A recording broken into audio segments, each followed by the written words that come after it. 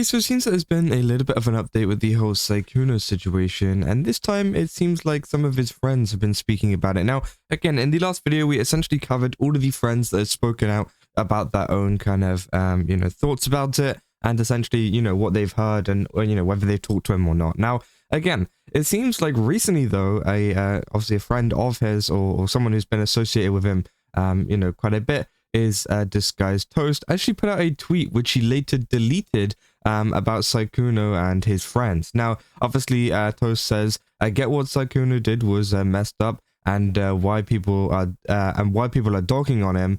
But watching his friends of years that acted close to him, used him for his own gain when he was popular, want to throw him under the bus for a few quick likes, is why people say streamers are fake as blank." And again, obviously, this has caught a lot of attention because many people, are pretty mad at this tweet, of course, because, I think it is pretty fair enough if you don't want to be friends with someone anymore, if, of course, you've done some pretty bad things, right? I think that, obviously, if you don't like cheating or anything like that, and you don't want to be friends with a cheater, I think that's totally fine. But of course, the way that some of it was, went about could have been a little bit better. And honestly, I think one of the best ways, at least personally, I think has been gone about it, one of the friends has gone about it the best, is probably Valkyrie. She talked about it for a little bit and said that she actually talked to him, and obviously then, wished him the best and kind of moved on, right? And again, I think that is one of the best ways to do it because, again, obviously she is speaking to him, getting his own kind of perspective from this, and then figuring things out for herself. Now, again, I don't know if it's the case for some of the other friends, though, that have obviously talked about Sykkuno and, everything that is going on. But obviously, she just had a quick thing on a stream, right? Lily Pichu put out a comment saying, she doesn't feel like she knows who people truly are, and that she'll be taking a few days off, which, okay, that's fair enough. And then obviously you got Pokimane with her, like, stupid TikTok where she's, like, doing her makeup while saying how it sounds to feel disappointed but no longer surprised. Like, oh my god, bro. I'm gonna be real, that's one of the worst videos ever. But, I think that there is different kind of ways that some of these people have handled it. Now, obviously, throughout all of these cases, it seems like all of them are no longer going to be associating with them and have essentially, as DisguisedToast said, thrown him under the bus, which, I think it could be for a lot of reasons. Now, I do think this is very interesting considering how close DisguisedToast is to a lot of the people that have obviously commented on Sykkuno's thing and are friends with Sykkuno as well, because obviously a lot of those are his friends too. So obviously calling out the friends, I don't know if maybe they fell out or something, or maybe something else has happened. But again, I think it's pretty crazy because you're technically just calling out your own friends there, which, I guess if you want to hold them to a certain standard, that's fine. But again, obviously a lot of people a little bit confused, right? And obviously it's been deleted now, so he clearly regrets posting it, or maybe regrets having it seen publicly. I don't know.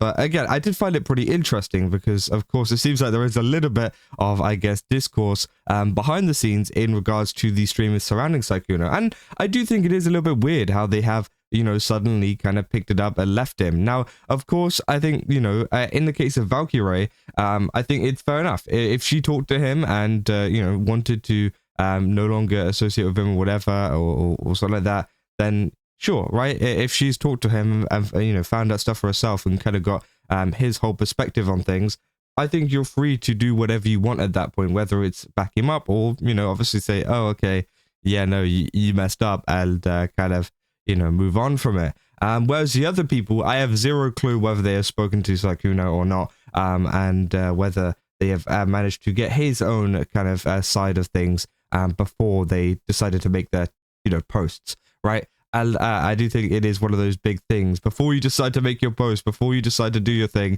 I feel like you should talk to the friend that has, obviously, messed up or whatever, and then you decide whether you want to make that post or not. So, obviously, a lot of people have been commenting on this, saying, dude rethought that tweet because he's defending a male manipulator that uses stats to get close to small streamers to have relations with while having a girlfriend at home, while whining that friends changed boundaries or coped differently with him.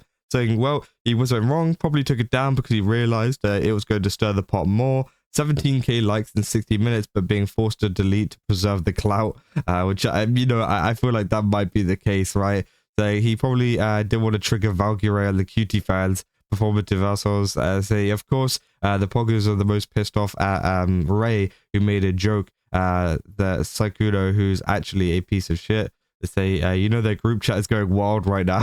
100% true, right? Say, oof, that was closer right there. He's almost a genuine person there for a second, which, again, yeah, I can understand, right, how quick, you know, the friends have kind of switched up on Sykkuno with all of this coming out. You know, a lot of friend groups have obviously tried to inquire a lot more into detail about, you know, what is actually gone on here and whether they should be supporting their friend or whether, you know, it is time to stop supporting their friend. Now, you know, that kind of gave me the impression, at least whenever in the last video, whenever we talked about all of the statements came out, especially the Valkyrie one, considering she actually talked to him, it gave me the impression that, you know, there wasn't really any defense, right?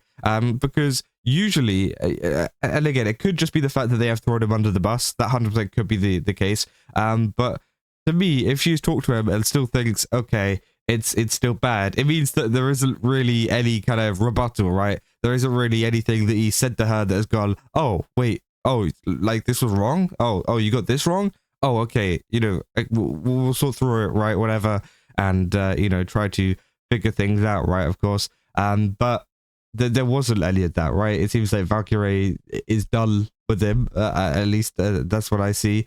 But that could also be the case of maybe he did have a rebuttal, you know, in the background that he told them, and maybe the kind of, I guess, the backlash and a lot of the hate that was going towards him, they don't want to catch a piece of, right, if they were to back him up with those rebuttals. So again, I can see it from both sides, but we have a big lack of information, I guess, in terms of, you know, does he have any information or any kind of response that he could, you know, bring out in terms of having some kind of rebuttal, some kind of change in the story, right, that could potentially you know, save whatever is left, right? But again, you know, to me, from the way that the people have reacted after talking to him, it says that they don't. But obviously, we know how LA streamers kind of, you know, respond. We know how LA streamers, you know, hate the fact whenever, you know, people look bad or people, you know, have some kind of negativity surrounding them, whether it's a big drama like this or even some small rumors, right?